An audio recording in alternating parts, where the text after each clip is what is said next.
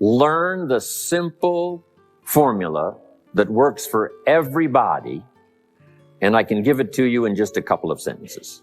A simple formula. Kids can understand it. Anybody can understand it. Anybody that wants to get paid. Here's the language for your notes. We get paid for bringing value to the marketplace. Now, the value we bring is one part of it, a product or a service, but here's the other part, the value you become. What you become also pays much more than what you bring. Once I understood that, then here's what my mentor said. Go to work on yourself harder than you work on your job. If you work hard on your job, you can make a living. Then he said, if you work hard on yourself, you could make a fortune. So I worked hard on my job and made a living, but I learned, starting with those extra hours per week, learning these extra skills, I started working on myself. Because all you have to do is make sure you become more valuable and more valuable and more valuable. You don't have to work on the economy. Because here's the first note.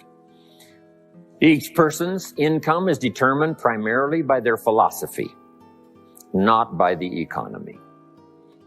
Once I understood that, then I said, well, I don't have to go to work on the economy. And the answer was no. You only have to go to work on yourself.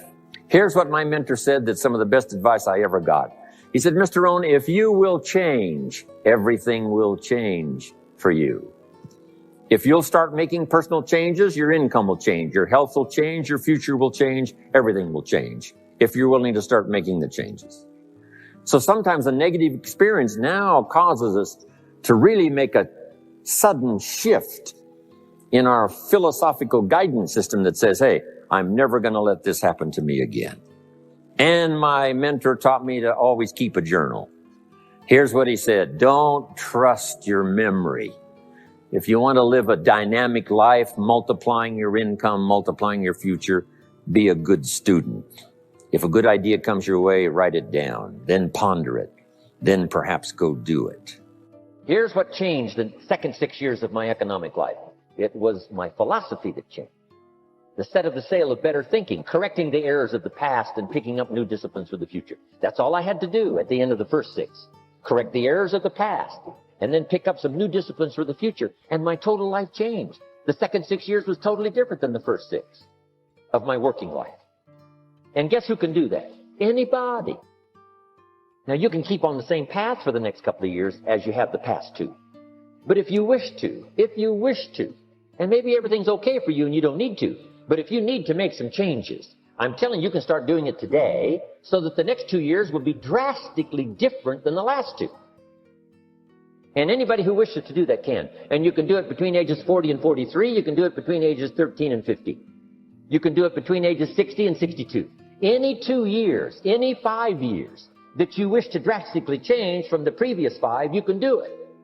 If you wish to. Now, this isn't written. This is not a law. Here's what it's called, opportunity. If you don't know you can drastically change your income, change your future, change your health, change your marriage, change everything. If you don't know that, some people then go year after year after year after year not making much change simply because they didn't get to the class. They never read the book. They never went to the seminar. They never made the discovery. They didn't seek for the knowledge of how could I make my life better.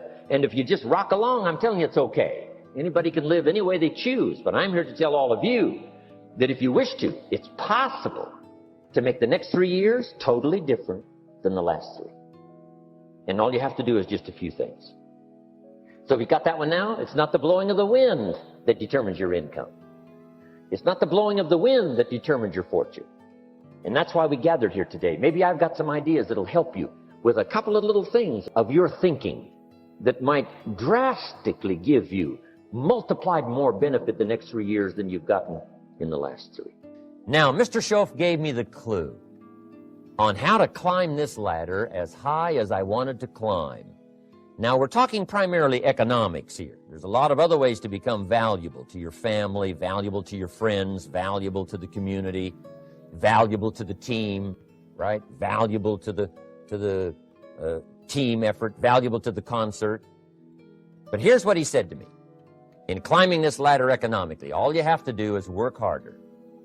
on yourself than you do on your job. Once I heard that, it made sense to me.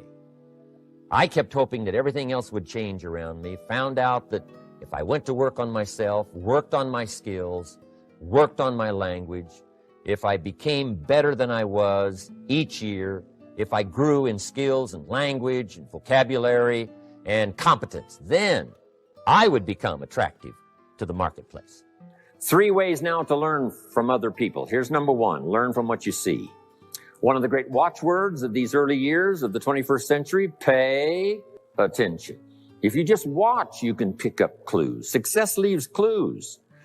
And if you'll be a better observer of the winners and the losers, those that are doing well and those that are falling behind, and just take mental notes and good notes and say, I'm going to adjust what I'm doing based on what I see. Here's number 2. We learn so much from other people based on what we hear. Here's good advice on that. Be a selective listener. Listen to voices of value that have experience, ideas, reputation, something valuable to share. Now here's number 3. Read all the books. Now there's millions of books, so you can't read all the books. But make this note. Read all the books you need to read to make you as wealthy as you want to be, as healthy as you want to be, as prosperous, as productive, as unique a human being as you want to be. Read all of those books. Don't leave those books go unread. Because so often we find ourselves racing to get ahead, thinking about our next achievement so much that we can't appreciate the time in between. Happiness is here and now. Happiness isn't the end result. Happiness is part of the journey. There's an old saying that goes like this: the road to heaven is heaven. The happiness that you're searching for in the future must be found today. The success you're after in the future will only be found by working on it today. Success is the balance between the need for active achievement and the satisfaction in taking the time to acknowledge what you've already achieved. Take time to reflect while you're enjoying the plateau. And while you're reflecting back on your past accomplishments, think about something else. Think about the potential within you that's still untapped. Consider these 2 questions during your time of reflection. Number 1, what could I have achieved in the past had I been more diligent? Could I have been more disciplined, worked smarter instead of harder, said no more often to social functions, to community commitments? What could I have achieved in the past had I tried a little differently? Only you can answer this question. It's very personal. While you're reflecting and enjoying your plateau, all I'm asking is that you dig a little deeper and see if you can't be a bit more effective next time. Work a little smarter instead of a little harder. So that's question number 1. What could I have achieved in the past if I tried a little more diligently? Now here's number 2. How can I achieve more in the future? Well, if you take some quality time to thoughtfully answer question number 1, you'll probably have a clue as to what's needed in the future. Do you need to work more diligently? Do you need to be more disciplined? Do you need to work smarter instead of harder? Do you need to say no more often? Do you need to manage your time better? That's one of the keys to reflection. You can put down on paper what worked for you in the past and figure out ways to translate this information into the future. You can design your better future if you can learn from your past. You can face your future with more excitement, more anticipation, when you design a future worth getting excited about. You can see your future and have it pull you, but don't forget to appreciate yourself for what you have done so far, for what you have done today. Know that your appreciation of yourself and your achievements will continue to fuel the fire of ambition. Self-appreciation is an integral part of success. You must develop a strong appreciation for your own style, your own methods, your own process. Take a self-appreciation inventory. Ask yourself a few questions. Start with number 1. What have I achieved in the last 4 days, the last 2 weeks, the last 6 months, the last year, the last 10 years? What have I achieved during these time periods? Write it down. Take a self-appreciation inventory of all you've done and all you've accomplished and all you've become. Take inventory of yourself. Now compare this list to your goals. Have you accomplished all you set out to do in the last 4 days, 2 weeks, 6 months, 1 year, 10 years? Compare your list. Maybe you've been so busy trying to reach your goals that you haven't taken the time to sit back and reflect on where you've really been. Look back at your list and say, wow, I really have been through a lot. I really have learned a lot. Look what I've done. Look what I've become. I wasn't like this 10 years ago or even 1 year ago. Look at me. I'm doing okay. Building your ambition takes little steps. 1 step at a time, 1 day at a time, 1 week at a time.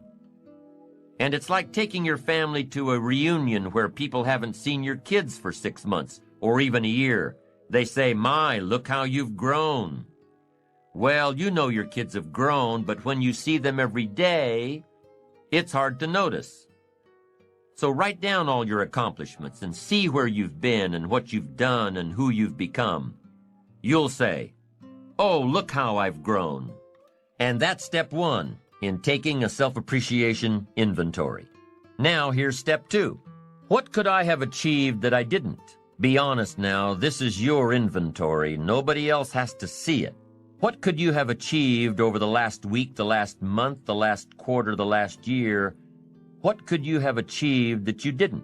Would a game plan have made a difference? Would your direction have made a difference? Would greater preparation have made a difference? Would more discipline have made a difference?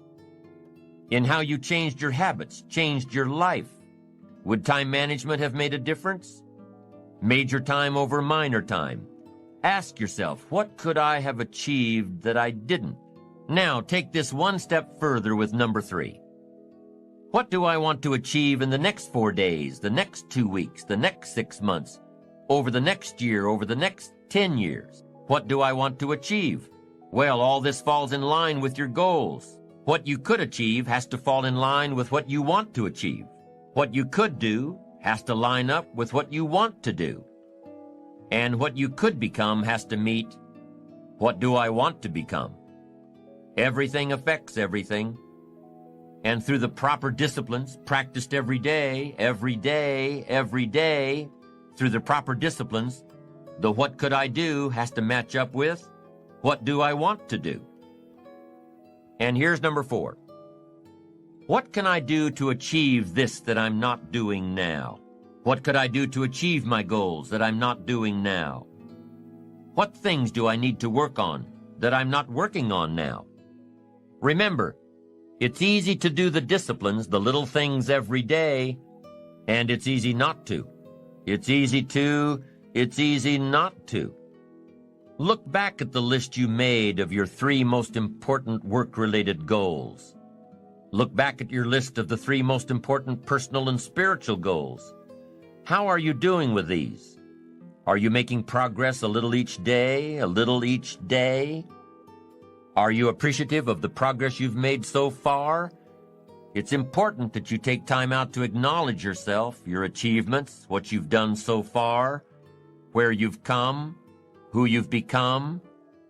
Self-appreciation is a stage in building ambition that takes a little more maturity. A greater resolve, knowing that you'll do it until you get it done. And taking the time out to acknowledge yourself for doing it. Self-appreciation comes from already being firmly set on the course of positive self-direction, being on the right track, having that wonderful blend of humility and self-esteem, knowing within yourself that you're accomplishing your goals, and knowing yourself enough and being confident in yourself enough to avoid needless bragging. Self-appreciation says that you admit there's room for improvement. knowing that you're on the right track, but admitting the need for continued growth, more books, more seminars, more skills, more disciplines, greater awareness, bigger vision. There's always more room to grow. There's always more knowledge to gain, always more skills to perfect. We're never done with the education process because education is part of the path to wealth. Education and learning is part of the path to health. Continued education can turn you around if you're headed in the wrong direction. We need the mental food that others provide. We need mental exercise. We need to open up our minds to different alternatives. We need to learn to appreciate the other side of the debate so that we can strengthen our own and defend our own. We need to expose ourselves to a wide range of thoughts and philosophies and ideologies. You've got to listen to a variety of speakers, read a variety of books. No one speaker has all the answers for you. No one book has all the answers. You can't get all the answers from one person. We need a variety of influence to give us input, to give us ideas, to manage our business, to manage our relationships, to manage our finances, to take advantage of our time. We need a variety of influences.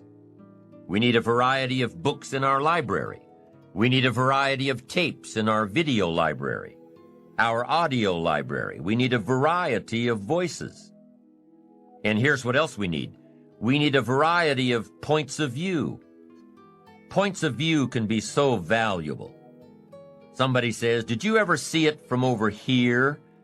And you say, "No." So you step over there where they are and you take a look back over here from their point of view. And you say, "My gosh, I never thought from this perspective.